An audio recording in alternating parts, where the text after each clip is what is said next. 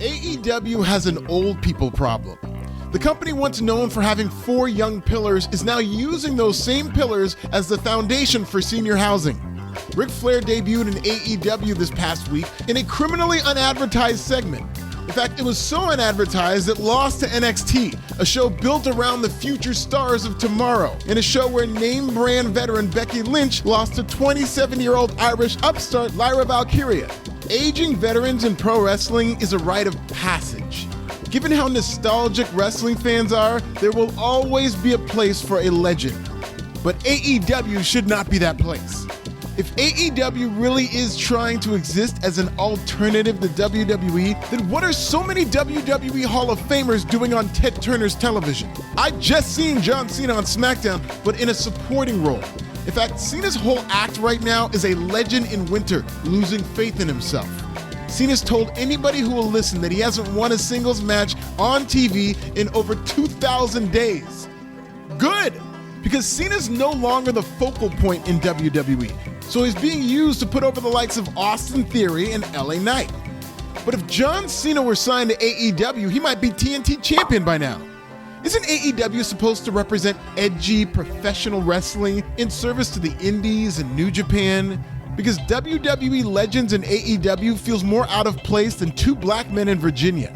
You didn't think I was just gonna ignore that like the rest of the lily white wrestling media, did you? That AEW just had 2 black men pull up to a white man's house in Virginia and they lived to talk about it? I've seen Firefly Funhouse segments more believable. RIP. In what world do niggas pull up to a suburb in Virginia talking about, yeah, just gonna break into this house in Virginia right quick and keep living? You might as well have them do a wolf whistle while they're at it. If any of my black friends or relatives told me that we were gonna go to a white neighborhood in Virginia with no mask, no guns, and break into a Yakubian house on camera, I'd be like, so who's paying for the funeral? WWE currently has 3 champions over the age of 40. Finn Balor and Damian Priest are tag team champions, and Damian shouldn't really count in that category because he's still new to the main event scene. Rey Mysterio's the United States champion, but Rey is set up to drop the title to 28-year-old crossover star Logan Paul. The AEW style lends itself more to injuries, so when you throw a 44-year-old Bryan Danielson into the mix, it's no wonder he gets hurt just about every time he steps into a ring these days, going ham in his mid-40s. Darby Allin is supposed to be a young pillar, but he's already admitted that he's not long for this business.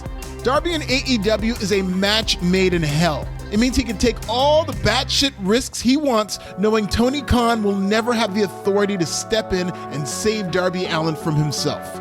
By the way, Darby recently did a stunt for Nitro Circus that saw him land on his already injured shoulder, as if the AEW roster needed any more help being injured. AEW injuries have been made worse due to poor communication from the referees, as was the case with Jon Moxley's concussion. And on top of all that, they've even struggled with freak accidents like what happened with Adam Cole and CM Punk on their way to the ring. But that's the thing, older wrestlers who've been beating their bodies to shit for over a decade are far more prone to these quote-unquote freak accidents. That's like if a raccoon ran in front of a Prius and caused a car accident. Yeah, sure, chalk it up to bad luck and maybe it wasn't the Prius's fault this time, but it's a fucking Prius. It was gonna cause a car accident one way or another. That's literally all they do. So when wrestlers are dropping each other on their heads and necks and doing these work rate matches, maybe they'll herniate a disc getting out of bed one day due to bad luck, but like a CD at Blockbuster, that disc was on borrowed time regardless. AEW should be considered the leaders in the clubhouse to land Will Ospreay's services, but is that what they really need right now? Seriously, AEW has like 10 Will Ospreays on the roster already, and half of them are recovering from some kind of injury already. AEW's basically trying to be like New Japan Pro Wrestling, but with white people. Ospreay is arguably the most celebrated white man in New Japan Pro Wrestling history, so he sounds like he'd be a perfect fit for AEW, but that's why they shouldn't sign him. Pro wrestling is a variety show, and sameness is like a virus. Do we really need another undersized indie darling who can put on a super match in AEW? That's what AEW is now, and they can't fill a glass that's half empty, let alone an arena. Also, does AEW need another wrestler with a lengthy injury history? AEW continues to show signs of desperation as they fall further behind in the wrestling wars. With attendance numbers faltering, they're doubling down on comfort food. Impact Wrestling will be rebranded as TNA in 2024, but AEW is all like, not before we become TNA first! AEW hasn't completely fallen into the TNA trap. Most of their champions are homegrown AEW stars, and many of their top stars are on the younger side.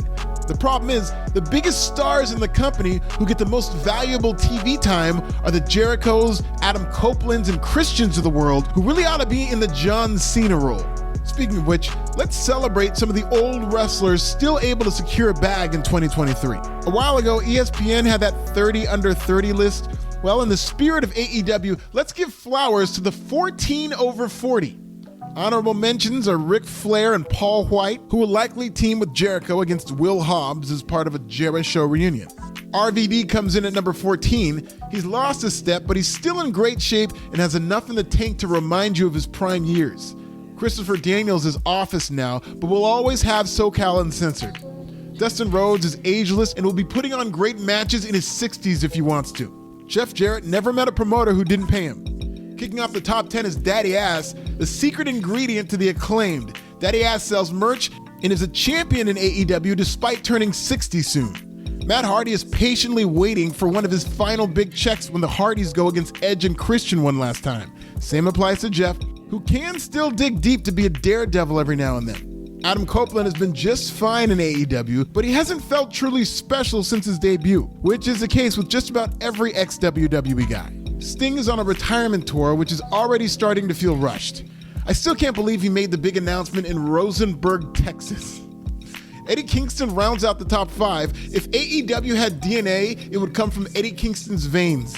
Bryan Danielson is number 4 and would be much higher if he could stay healthy for more than one match at a time, get well soon. If Eddie Kingston represents the DNA of AEW, Chris Jericho is the heart and soul. Kenny Omega is being put to pasture far too early, but he's still Kenny Omega. And topping our 14 over 40 list is Christian, who's doing the best work of his career, dead dads and all. Check out this video about Tony Twitterfingers going cray-cray and subscribe. Who made your 14 over 40? Tell me in the comments!